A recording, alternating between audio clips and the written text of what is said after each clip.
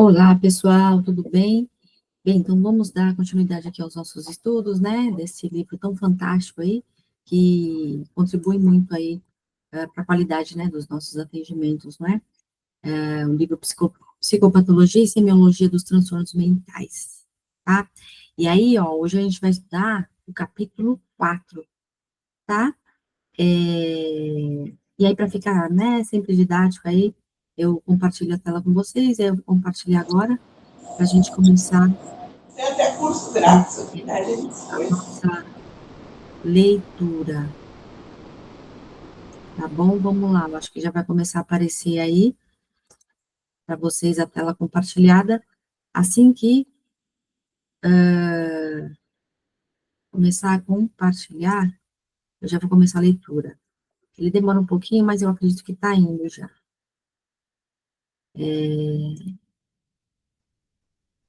Tá bom? Então a gente vai estudar aí o capítulo 4, que se chama, deixa eu ir olhando aqui, ó, a questão da normalidade e da medicalização. Interessante o tema, hein? Vamos lá, será que já apareceu aí para vocês? Acho que está aparecendo. Pronto, acho que está quase indo.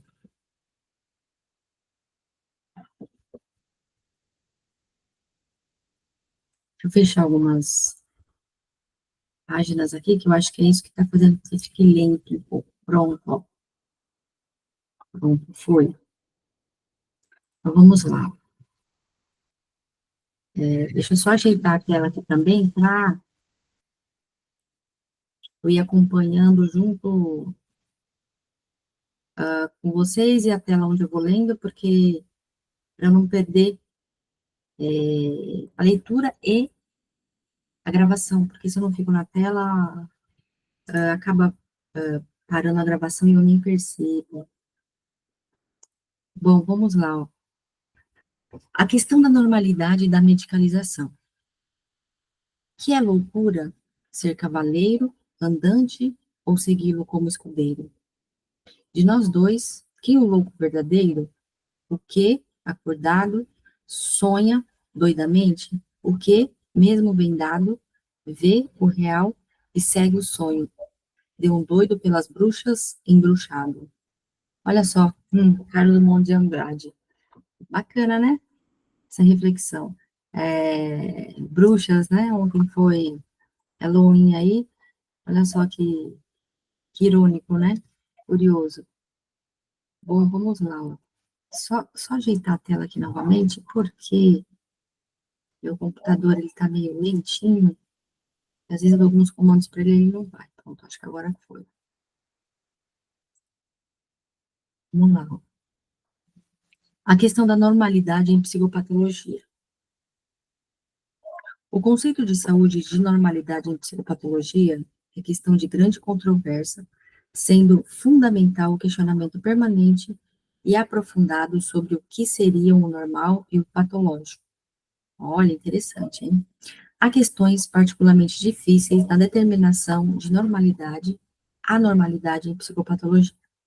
Historicamente, essas noções receberam grande carga valorativa. Assim, definir alguém como normal ou anormal psicologicamente tem sido associado àquilo que é desejável ou indesejável, ou aquilo que é bom ou ruim.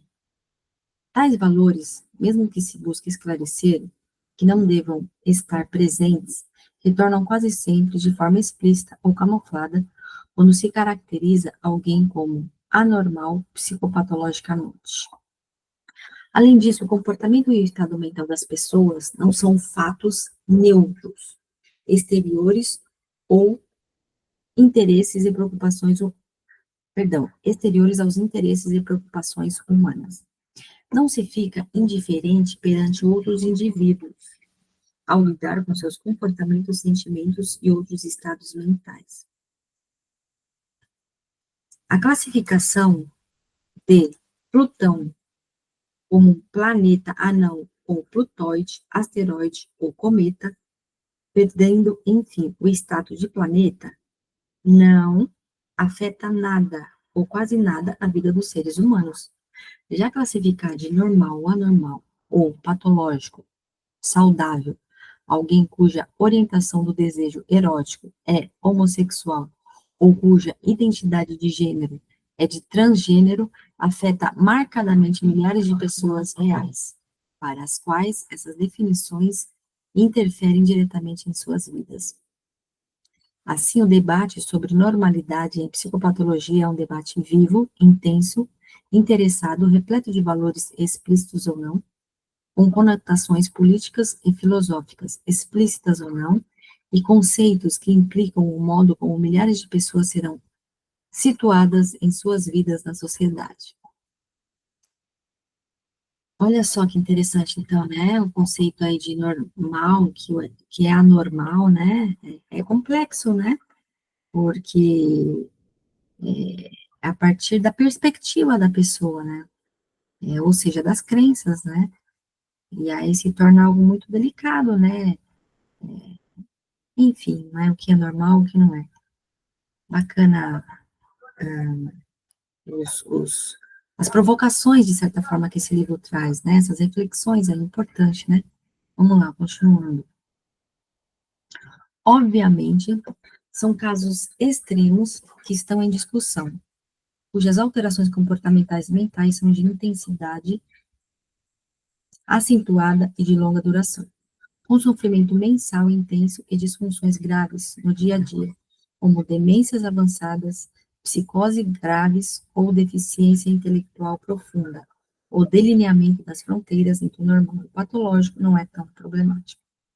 Entretanto, há muitos casos menos intensos e delimitados, além daqueles limítrofes e complexos em sua definição, nos quais a delimitação entre comportamentos, estados mentais e formas de sentir normais ou patológicas é bastante difícil e problemática. Nessas situações, o conceito de normalidade em psicopatologia e saúde mental ganha especial relevância. Na CID-11, o transtorno leve de personalidade é um exemplo infeliz de criação da identidade nosológica e por ser muito próximo ao comportamento de um grande número de pessoas, em geral tidas como normais, por exemplo, que em apenas alguns contextos sociais apresentam problemas não graves na identidade, alguma dificuldade em relações interpessoais, desempenho no trabalho e em relações sociais. Poderá gerar diagnósticos psicopatológicos exagerados e medicalização inapropriada. Tal problema não é exclusivo da psicopatologia, mas de toda a medicina e psicologia clínica. Tome-se como exemplo a questão da delimitação dos níveis de tensão arterial para a determinação de hipertensão ou de glicemia na definição do diabetes. Essas definições mudaram em função de visões de saúde e de políticas sanitárias da sociedade. Esse problema foi cuidadosamente estudado pelo filósofo e médico francês Georges, cujo livro O Normal e o Patológico tornou-se uma obra clássica e indispensável em tal discussão. O conceito de normalidade em psicopatologia também implica a própria definição do que é saúde e doença / transtorno mental. Os próprios termos levantam discussão. No século XIX, usava-se o termo alienação, oriundo do direito. Olha só. No século XX, perdão que eu perdi aqui, vamos lá. No século XX,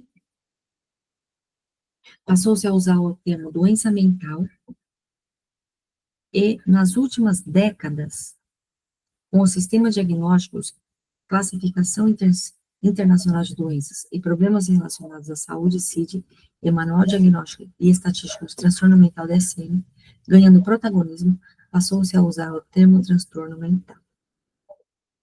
O termo doença foi criticado para a área de psiquiatria e psicologia clínica, pois implicaria sempre, ou quase sempre, alterações patológicas no corpo, no caso no cérebro. Como em muitas das condições psicopatológicas não se evidenciam alterações anatômicas, fisiológicas ou historiológicas no cérebro, convencionou-se usar o termo transtorno. Neste livro, usa-se como sinônimos os termos doença e transtorno. Os temas relacionados ao debate sobre normalidade apresentam desdobramento em várias áreas da saúde mental e de psicopatologia, a saber: 1. Psiquiatria e psicologia legal ou forense. A determinação de anormalidade psicopatológica pode ter importantes implicações legais, criminais e éticas, podendo definir o destino social, institucional e legal de uma pessoa. A definição de alguém como normal, psicologicamente, significa que o indivíduo em questão é plenamente responsável por seus atos e deve responder legalmente por eles. Caso se defina a pessoa como anormal, e tal anormalidade a impeça de avaliar a realidade e de agir racionalmente, respeitando as leis de uma sociedade, ela passa a ser considerada não responsável pelos seus atos, perdendo a autonomia, de um lado, e de outro, a possibilidade de ser acusada e punida judicialmente. Assim, a definição de normalidade barra anormalidade tem um peso marcante nessa dimensão de vida. Olá, Rita, boa noite, seja bem-vinda. Vamos lá, continuando. Item 2. Epidemiologia dos transtornos mentais. Neste caso, a definição de normalidade é tanto um problema quanto um objeto de trabalho e pesquisa. A epidemiologia, inclusive, pode contribuir para a discussão e o aprofundamento do conceito de normalidade em saúde em geral e em psicopatologia em particular. Item 3, psiquiatria cultural e etnopsiquiatria. Aqui, o conceito de normalidade é tema importante de pesquisa e debates. De modo geral, o conceito de normalidade em psicopatologia impõe a análise do contexto sociocultural. Aqui se exige necessariamente o estudo da relação entre o fenômeno supostamente patológico e o contexto social no qual tal fenômeno emerge e recebe este ou aquele significado cultural. Deixa eu dar uma pausa nesse item aqui, ó, para falar a respeito desse contexto social. Hoje eu estava ouvindo um podcast sobre neurociência, tá? Bem bacana, né? A discussão que o professor estava trazendo lá. Inclusive, o professor é o Fábio, acho que é Fábio Perim. Muito bom, né? O que ele fala lá, né? Os conhecimentos que ele tem. Que ele diz, não ele diz, né? A neurociência, porque ele é professor de neurociência, que o que influencia pensamento, né? Como a pessoa pensa, como a pessoa sente, como ela se comporta, é o ambiente, tá? E que, quando se olha para a pessoa, não é? De repente, para fazer um diagnóstico, né? Para falar sobre os sintomas dela, não deve se tratar no caso isolado, não é? Somente o que acontece com ela, mas tem que estudar o ambiente no qual esse indivíduo está inserido, não é? Com quem ele mora, né? A cidade que ele mora, o país que ele mora, etc e tal, os lugares que ele vai frequentando, não é? Porque o que esse podcast trouxe, diz, é que nós somos produto de um meio o qual vivemos, né? Então, olha aí, não é? O quão delicado de repente, né, trazer um diagnóstico, porque tem que analisar também o contexto cultural, como o autor estava falando aí acima, de repente, algo que no nosso país, por exemplo, tá? Um comportamento que a gente considera que, às vezes, patológico, ou um desvio, né? De repente, em outro país pode ser visto como normal, né? Então, é delicado, né? Quando se dá diagnóstico. Bem, só uma observação, continuando, ó, item 4. Planejamento em saúde mental e política de saúde. Nessa área, é preciso estabelecer critérios de normalidade, principalmente no sentido de verificar as demandas assistenciais de determinado grupo populacional, as necessidades de serviços, quais e quantos serviços devem ser colocados à disposição desse grupo, etc. Quinto item, orientação e capacitação profissional. São importantes na definição de capacidade e adequação do indivíduo para exercer certa profissão, manipular máquinas, usar armas, dirigir veículos, etc. Por exemplo, o caso de indivíduos com déficit cognitivos e que desejam dirigir veículos, pessoas psicóticas que querem portar armas, sujeitos com crises epiléticas que manipulam máquinas perigosas, entre outros. Tá? Já a critério aí do trabalho, né? Item 6, prática clínica. É muito importante a capacidade de discriminar no processo de avaliação e intervenção clínica se tal ou qual fenômeno é patológico ou normal. E aí, deixa eu repetir. É muito importante a capacidade de discriminar no processo de avaliação e intervenção clínica o patológico do normal, olha só, né? Se faz parte de um momento existencial do indivíduo ou se é algo francamente patológico. De modo geral, são incluídas na prática clínica apenas as pessoas com transtornos mentais. Entretanto, isso não é absoluto, pois aquelas com sofrimento mental significativo, sem uma psicopatologia, também podem se beneficiar de intervenções profissionais em saúde mental, como psicoterapia, arte-terapia, orientação e mesmo, em certos casos, avaliados individualmente com cuidado. Uso de psicofármacos por períodos breves. Olha que legal, né? A distinção entre transtornos mentais e sofrimento mental, não é? Tá? Saber fazer essa distinção, não é? Porque nem tudo é patológico, não é? De repente, aqui, ó, é um episódio de sofrimento, por exemplo, sofrimento mental. A pessoa está vivenciando um episódio específico da vida dela e ela está mal, né? Tá um pouco deprimida, digamos assim, né? Tá mais lenta, de repente, né? Diminuiu a velocidade, está quase paralisando, mas, não é? De repente é só um sofrimento mental, não um transtorno. Por isso que o diagnóstico leva várias sessões aí, não é? Porque a gente está conhecendo a pessoa, né? Não à toa terapia semanal. Tem que conhecer a pessoa, porque a maneira como esse paciente, né, se relaciona com o terapeuta, certamente é como ele se relaciona lá fora, não é? E não é numa primeira e nem até mesmo segunda sessão que a gente vai percebendo isso, né? Ao longo de um processo, né? Bem, continuando, acredito que já está quase no final aí, ó.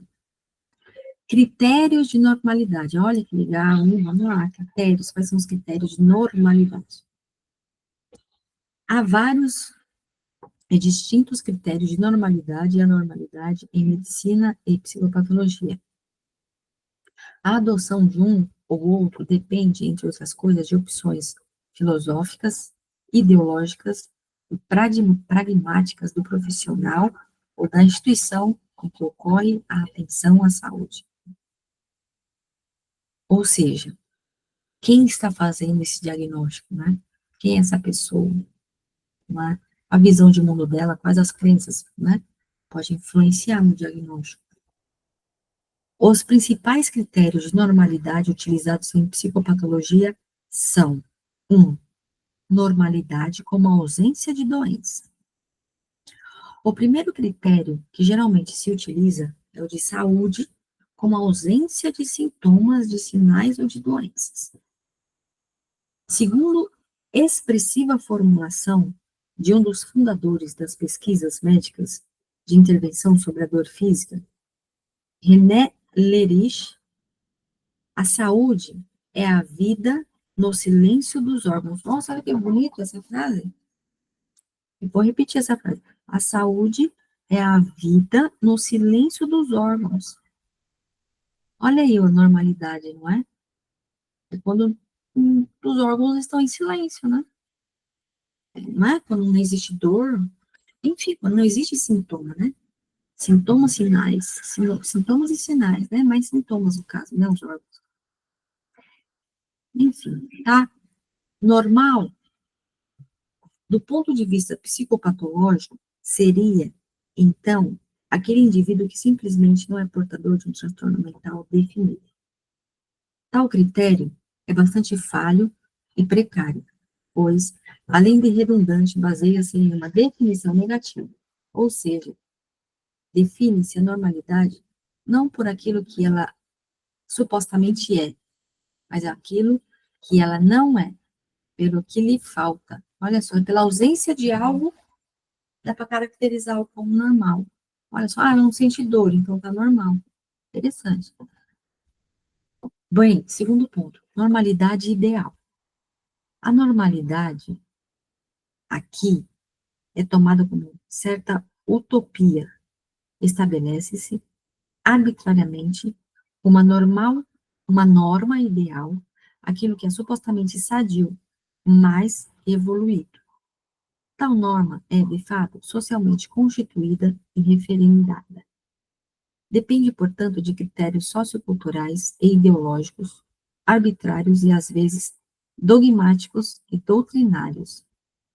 Exemplos de tais conceitos de normalidade são aqueles com base na adaptação do indivíduo às normas morais e políticas de determinada sociedade, como nos casos de macartismo nos Estados Unidos e do pseudodiagnóstico de dissidentes políticos como doentes mentais da antiga União Soviética. Interessante aí, hein? Não é? Você vê que eu falei aí anteriormente, depende do ambiente que a pessoa está, não é? Dá para ser, dependendo do lugar onde ela está, pode ser visto como anormal. Dependendo do lugar onde ela está, pode ser visto como normal, veja você. Delicada a discussão, né? Delicada. Enfim, vamos lá. Terceiro ponto, normalidade e estatística. A normalidade estatística identifica norma e frequência. Olha, quantas vezes vai aparecendo, de repente, um sintoma, né? Enfim, vamos ver. Trata-se de um conceito de normalidade que se aplica especialmente a fenômenos quantitativos com determinada distribuição estatística na população geral, como peso, altura, tensão arterial, horas de sono, qualidade de sintomas ansiosos, etc. O normal passa a ser aquilo que se observa com mais frequência. Os indivíduos que se situam estatisticamente fora ou no extremo de uma curva de distribuição normal passam, por exemplo, a ser considerados anormais ou doentes. Esse é um critério muitas vezes falho em saúde geral e mental, pois nem tudo que é frequente é necessariamente saudável, assim como nem tudo que é raro ou infrequente é patológico. Faz sentido, né? Torna-se como exemplo fenômenos como as cáries dentárias, a presbiopia, os sintomas ansiosos e depressivos leves, o uso pesado de álcool, os quais podem ser muito frequentes, mas que, evidentemente, não podem, a priori, ser considerados normais ou saudáveis. Quarto ponto, normalidade como bem-estar. A Organização Mundial da Saúde definiu em 1946 a saúde como o completo bem-estar físico, mental e social, e não simplesmente como a ausência de doença. É um conceito criticável por ser muito amplo e impreciso, pois bem-estar é algo difícil de se definir objetivamente. Além disso, esse completo bem-estar físico, mental e social é tão utópico que poucas pessoas se encaixariam na categoria saudáveis. Verdade, delicado também, né, esse tópico, porque, de certa forma, né, me corrija se eu estou errado, de certa forma, quando fala sobre, aqui, ó, bem-estar, né, se aproxima muito do que a psicologia positiva fala, né? Enfim, aqui ele chama de utópico, né? Utópico, porque ó, poucas pessoas se encaixariam na categoria de saudáveis. Realmente, né? Poucas pessoas, porque é o famoso, vou brincar aqui, mas, né? É o famoso de médico e louco, todo mundo tem um pouco. A real é essa, né? Quando a gente, Chaplin tem uma frase que ele fala, de perto, como é que é? Mais ou menos assim, de perto o outro é uma tragédia, de longe uma comédia. Sabe? É perspectiva, né? Perspectiva, a partir de qual lugar a pessoa está fazendo o diagnóstico, né? A partir de qual lugar que ela está falando. Portanto, penso agora, não sei, ele não está falando aí, mas uma reflexão, tem que levar em consideração quem está fazendo o diagnóstico, né? Quem é esse ser humano? Quem é esse profissional, né? Entende? Enfim, não sei. Eu, Silvia, particularmente, quando eu busco, às vezes, profissionais, eu não acredito piamente somente no que um profissional está falando, sabe? Enfim, né? Eu vou pesquisar, eu estudo muito, tudo, sabe? Enfim, né? Por isso que é bom a gente estudar, né? Senão a gente fica refém. Bom, vamos lá, ó. Quinto ponto. Normalidade funcional. Tal conceito baseia-se em aspectos funcionais e não necessariamente quantitativos.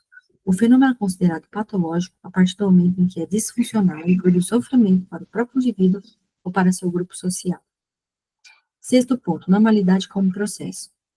Nesse caso, mais que uma visão estatística, considera-se os aspectos dinâmicos do desenvolvimento psicossocial, das desestruturações e das reestruturações ao longo do tempo, de crises, de mudanças próprias a certos períodos etários.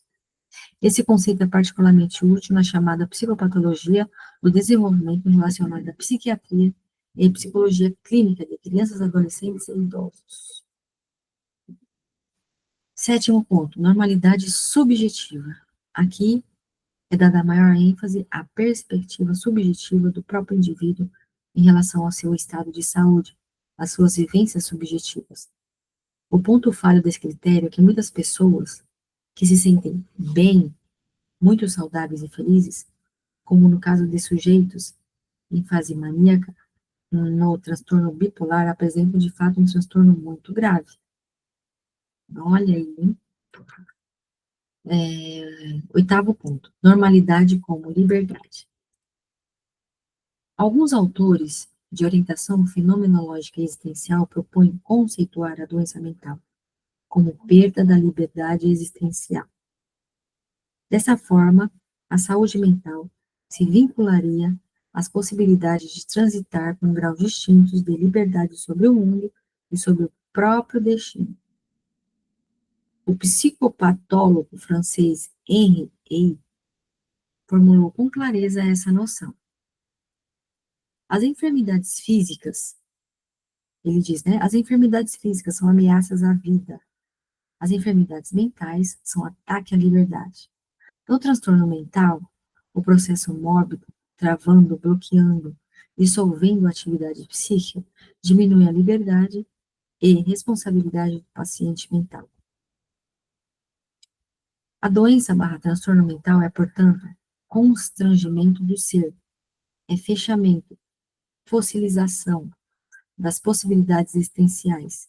Dentro desse espírito, o psiquiatra gaúcho Ciro Martins afirmava que a saúde mental poderia ser vista, em certo sentido, uma possibilidade de dispor de senso de realidade, senso de humor e de um sentido poético perante a vida. Atributos esses que permitiriam ao indivíduo relativizar os sofrimentos e as limitações inerentes à condição humana e assim desfrutar do resquício de liberdade e prazer que a existência oferece.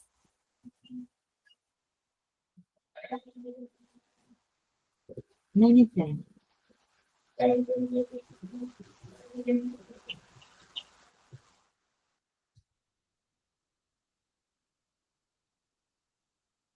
Nossa, eu tô parando aqui um pouco de falar, porque acabou de passar um... Ai, que susto, meu cachorro latiu.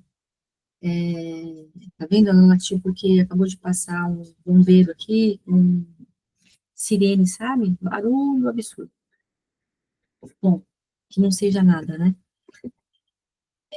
Quer dizer, é alguma coisa, mas que não seja tão grave. Bem, vamos lá, ó, nono ponto. Normalidade operacional. Trata-se de um critério assumidamente arbitrário, com finalidades pragmáticas explícitas. Define-se a priori o que é normal e o que é patológico e busca-se trabalhar operacionalmente com esses conceitos, aceitando as consequências de tal definição prévia. Até certo ponto, a demarcação de separação entre normal e patológico dos sistemas diagnósticos atuais, CID e DSM, emprega critérios operacionais e pragmáticos na definição dos transtornos mentais. Portanto, de modo geral, pode-se concluir que os critérios de normalidade e de doença em psicopatologia variam consideravelmente em função dos fenômenos específicos com os quais se trabalha, e também de acordo com as opções filosóficas do profissional ou da instituição. Além disso, em alguns casos, pode-se utilizar a associação de vários critérios de normalidade ou doença/transtorno, de acordo com o objetivo que se tem em mente. De toda forma, essa é uma área da psicopatologia que exige postura permanentemente crítica e reflexiva dos profissionais. Exatamente, exatamente. Por isso, na hora de uma avaliação, né, ter o olhar de diferentes profissionais, né, porque ajuda aí a fazer, se aproximar, né, do diagnóstico. Bem, vamos para o último tópico aí, né, desse capítulo. Medicalização, psiquiatrização, psicologização. Olha, vamos lá. Em excelente trabalho abrangente e crítico, Rafaela e colaboradores apontam para os múltiplos e às vezes confusos sentidos do termo medicalização na atualidade. Campos e condições como infância e transtorno de déficit de atenção e hiperatividade, TDAH, timidez e fobia social, envelhecimento e menopausa, memória e transtorno do estresse pós-traumático, exemplificam temas que são reiteradamente incluídos nas críticas sobre medicalização. Olha só, hein? Enfim, será que não é uma doença, então, né, no caso? É a TDAH, timidez, você vê? Não é que é doença, eu falei errado, é um transtorno, né?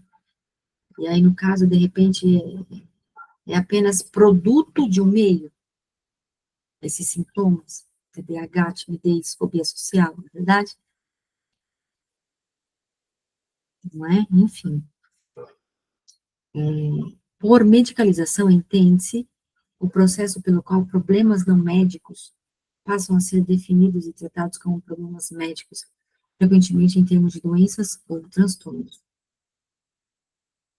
No campo da psicopatologia, a medicalização é um conceito que se refere mais especificamente à transformação de comportamentos desviantes em doenças ou transtornos mentais, implicando geralmente a ação do controle e poder médico sobre as condições transformadas em entidades médicas. Assim, o termo medicalização teve, no início, o uso desse construto, um sentido de denúncia sobre o chamado poder médico. Ver, por exemplo, as críticas de Zola. Os termos psiquiatrização, que é a transformação de problemas não psiquiátricos em psiquiátricos, e psicologização, transformação de problemas não psicológicos em psicológicos, embora menos empregados, teriam um sentido análogo ao de medicalização. Ou seja, né, enfim, querer encaixar, né, as pessoas na psiquiatria, na psicologia, na medicalização, e vai ver, às vezes, a pessoa não tem nada. Outra pausa eu vou dar aqui. Estava assistindo também agora à tarde um documentário sobre pacientes esquizofrênicos, tá? Inclusive, um documentário do Rio de Janeiro, e as pessoas fazem tratamento, se não me engano, no Hospital Psiquiátrico Nise da Silveira, algo assim, porque tem um museu, né? E tem um hospital. E aí o depoimento que esse paciente estava dando lá me chamou a atenção, e me veio um questionamento. Porque ele estava dando um relato dele das alucinações, né? Porque hora o paciente falava, né, numa cena, e hora mostrava o médico psiquiatra descrevendo como é que se dá um episódio de alucinação, né? E aí, quando esse paciente estava falando, ele estava dizendo que ele escutava vozes, ele não escuta mais porque ele está tomando remédio, né? Enfim, está medicalizado. Mas vamos lá, onde eu quero chegar? Vozes, ele conversava assim com a pessoa ali, conversava, e aí ele relata, eu conversava comigo mesmo, eu não via a pessoa, mas eu via a voz. Enfim, ele via, às vezes foice, ele falou lá, pessoas com fisionomias, assim, muito deprimentes, né, muito difíceis, muito assustadoras, digamos assim, tá? Ele não falou isso, mas eu estou falando. Então ele via, né? Qual foi o meu questionamento? Para mim, né, que eu estava assistindo sozinha, até que ponto é alucinação e até que ponto ele tem a ver com questões espirituais, entende? Não é? E aí, tem. Interessante trazer essa reflexão, porque pode chegar paciente assim para nós, e aí? Não é verdade? E esse relato desse paciente documentário, ele disse que tentou se matar 10 vezes, que ele não aguentava mais, entende? A todo momento, a todo momento. E aí ele diz, né, que o que foi salvando ele foi a arte. Hoje ele pinta quadros, né, enfim, arte. E tem até recomendo assistir o filme da Nise da Silveira, né, porque fala dessa médica, né, psiquiatra, a única médica, mulher até na turma dela. É bem legal a história sobre essa médica, em que ela desenvolveu um método, né, de como tratar pacientes psiquiátricos através da arte, né. Não tenho muito conhecimento sobre o trabalho dela, né, mas pouco a gente estudou na faculdade, há anos atrás, né, e aí como a arte deixa a pessoa, de certa forma, bem, entende? Pelo relato desse paciente, nesse documentário que eu estava assistindo agora à tarde, né, ele se encontrou na arte, ele está bem, claro que ele está, né, usando remédios, ele confessou que ele não aceitava esse diagnóstico, não é? E aí tem esse ponto também, né? O paciente tem que aderir, ele tem que aceitar, né? A condição dele. Bem, enfim, até que ponto deve entrar remédio, até que ponto é algo do ponto de vista espiritual, enfim, né? A pessoa está estabilizada. Enfim, discussão, né? Não à toa esse livro, né? De Paulo da Rondo, né? Ele deixa bem aberto aí quando se faz um diagnóstico, né? Não existe algo específico, é isso ou é aquilo? Depende. Ele está trazendo aí reflexões, né? E afinal de contas, a gente está lidando com vidas, né? de vida que estão aqui hoje. Não dá para a gente ir sempre na literatura e lá. É uma referência, né? Lá, teoria, né? A ciência, mas e essa pessoa que está aqui na nossa frente hoje, né? Essa vida que se apresenta, e aí? Enfim, tá? Reflexões. Bem, vamos lá, continuando. Assim, o que está em jogo na crítica, em termos de medicalização, implica é o processo ideológico e político de rotular comportamentos desviantes, moralmente repreensíveis ou mal adaptados e transgressivos como doença, como transtorno mental e assim monitorar, regular e controlá-los melhor ou desqualificar as pessoas que recebem tal rótulo. Pois é, né? Que a gente está dizendo. Na atualidade, a noção de medicalização se tornou mais problemática e complexa, sobretudo pela busca que pessoas não profissionais fazem por identidades relacionadas a certas condições médicas e pela apropriação de categorias médicas pela população em geral. Embora a denúncia da medicalização, psiquiatrização e psicologização seja importante, há diversos aspectos controversos em torno dela.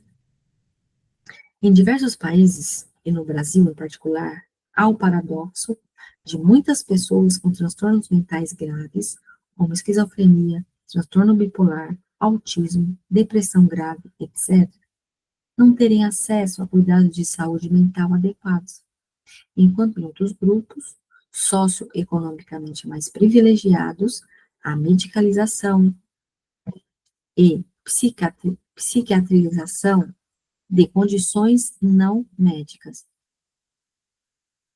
Por exemplo, a tristeza comum, decorrente de conflitos e ou infelicidade conjugal, sendo medicalizada como depressão e tratada com psicofármacos, ou o fracasso escolar devido a inadaptações pedagógicas, sendo psiquiatrizado como TDAH. Nossa, quanta falha, né? Quantas falhas. Enfim, vamos lá.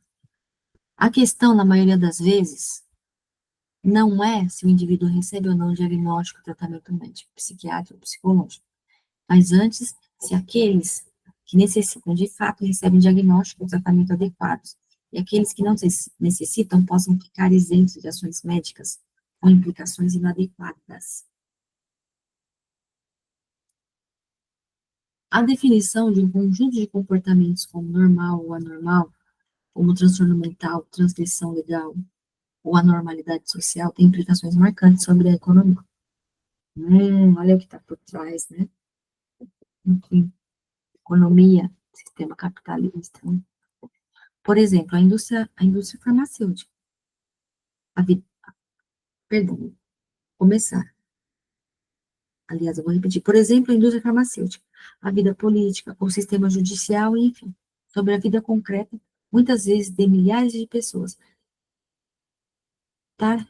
Chegamos ao final do capítulo 4. Bem, olha o que está por trás de tudo o que se rotula e categoriza, né? Estabelece os critérios aí do que é normal e do que é anormal, né? Será que genuinamente tem profissional que consegue fazer de fato um diagnóstico no sentido de, sim, esta pessoa tem transtorno bipolar, tá? Sendo que é uma pessoa que não tem tantos acessos médicos, tá? Eu quero dizer que não é porque ela não tem acesso que ela não vai ser diagnosticada, né? Vou trazer um paralelo, um parágrafo acima, né, que a gente leu, esse parágrafo aqui, tá? E também não pode medicalizar, só porque a pessoa pode comprar remédio, né? Ele disse aí, socialmente privilegiadas, pessoas socialmente dos grupos, né? Tem de favorecer a indústria farmacêutica, gente? Entende? Então, assim, a gente tem que levar em consideração também que tem, de certa forma, um sistema falho, tem, de certa forma, pessoas doentes por trás desse sistema que precisa fazer a máquina girar, né? Enfim, né, o quão delicado quando não se tem acesso ao conhecimento, né? Eu acredito muito no conhecimento que transforma vidas, né? Então, quando a pessoa não tem acesso, né, educação, acesso ao conhecimento, certamente vai ficar refém.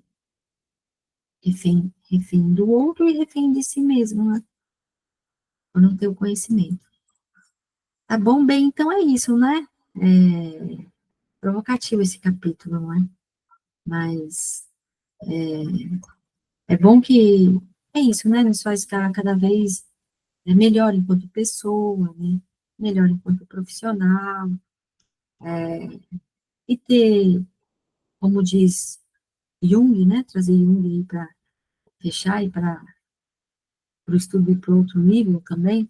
É uma frase que ele fala, né? Quando, abre aspas, quando você estiver diante de uma alma humana, seja apenas outra alma humana. Enfim, tá bom? Bem, então é isso, vou ficando por aqui. Tá? Se ficar alguma dúvida, pode deixar um comentário embaixo e na medida do possível a gente vai respondendo, tá bom? Então é isso. Um beijo para você, até mais, tchau, tchau.